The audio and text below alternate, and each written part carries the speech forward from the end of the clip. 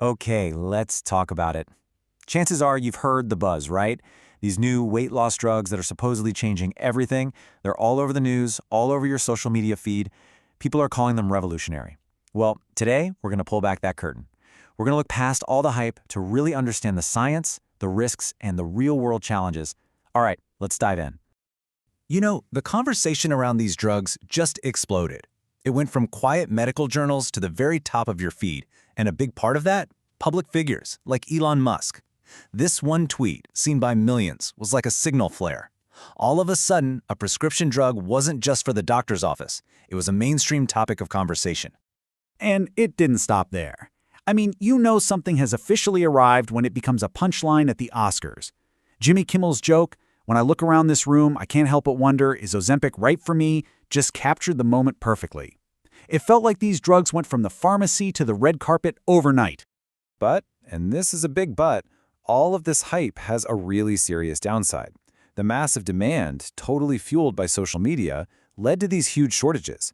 And that left patients who actually rely on these drugs for diabetes just struggling to find them. And that's the central conflict we're digging into today. This amazing, life-changing medical breakthrough crashing into the messy realities of pop culture, access, and some really serious unintended consequences. So let's get past the headlines for a minute and dig into the science. What exactly are these drugs, and what makes them so profoundly different from everything that's come before?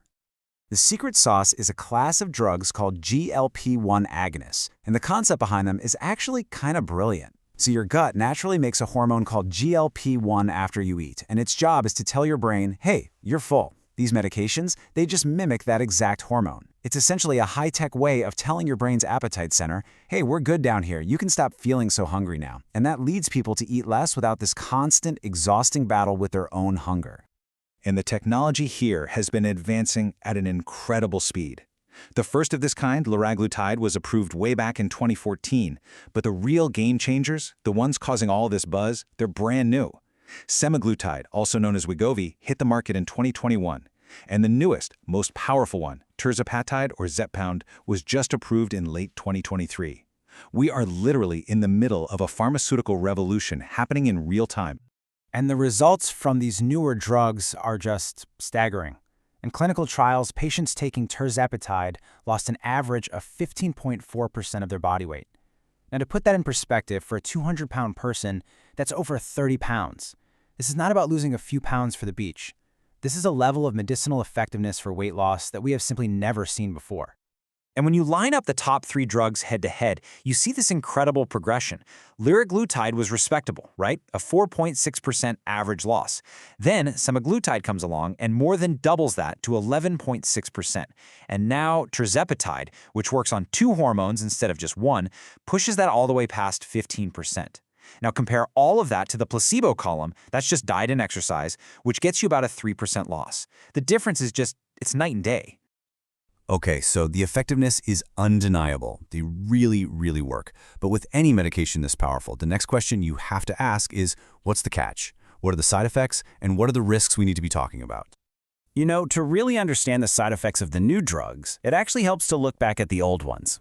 A drug like Xenical worked by blocking fat absorption, which, yeah, led to some notoriously unpleasant digestive issues. The new GLP-1 drugs, they work on the brain and the gut, and their side effects reflect that. Nausea, vomiting, diarrhea, these are really common, especially when people first start the medication. For most, it's manageable and gets better over time, but for some people, it's bad enough that they have to stop taking it. Now, beyond those common side effects, we have to talk about this. The FDA has put what's called a boxed warning on these drugs. That's its most serious type of warning. Why? Because in studies on rodents, semaglutide caused thyroid C-cell tumors. Now, it is totally unknown if this risk carries over to humans, but it's a serious enough potential link that the FDA requires this giant warning label, and it means the drugs are an absolute no-go for people with a personal or family history of certain thyroid cancers. And the list of potential serious risks doesn't stop there. While they are rare, these medications have been linked to things like acute pancreatitis, bowel obstruction, and gallbladder disease. And just recently, the FDA also started reviewing reports of suicidal thoughts or actions in patients taking them. So the crucial takeaway is this. These are potent medications with a profile of serious, even if rare risks, that have to be weighed very carefully against their benefits.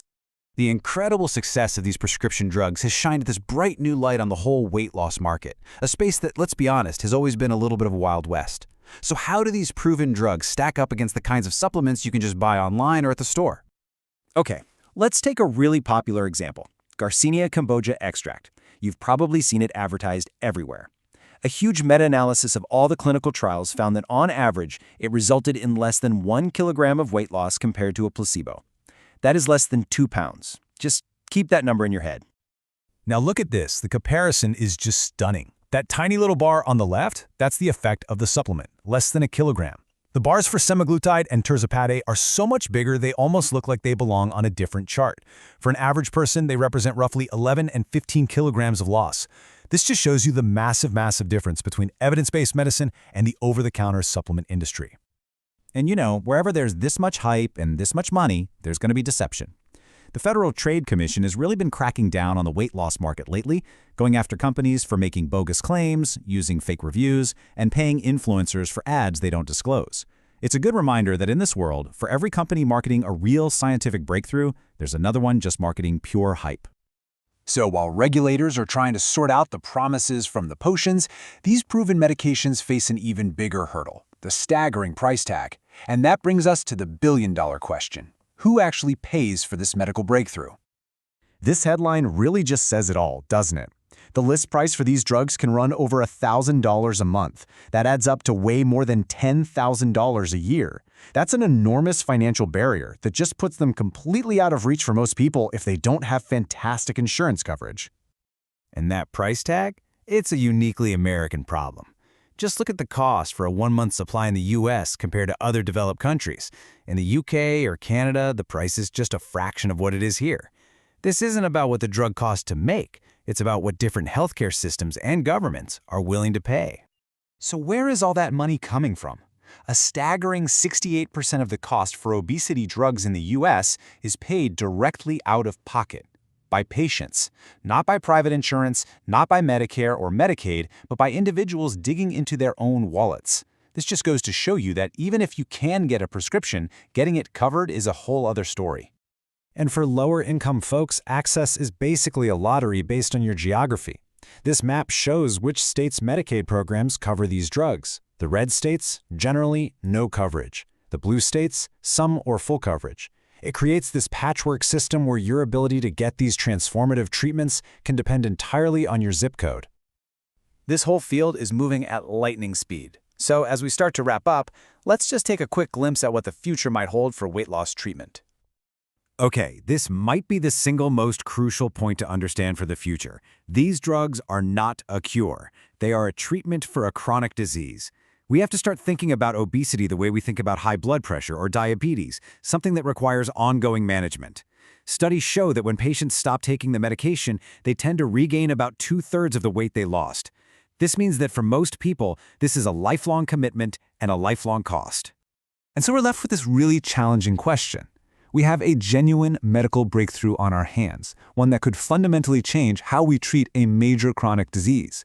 But it's a breakthrough that most people can't afford or can't access. So the question we have to ask ourselves is this: will these new drugs shrink our waistlines, but in the process end up growing our inequality? It's a complex problem, and it's one we're all going to have to grapple with as this revolution continues. Thanks for watching.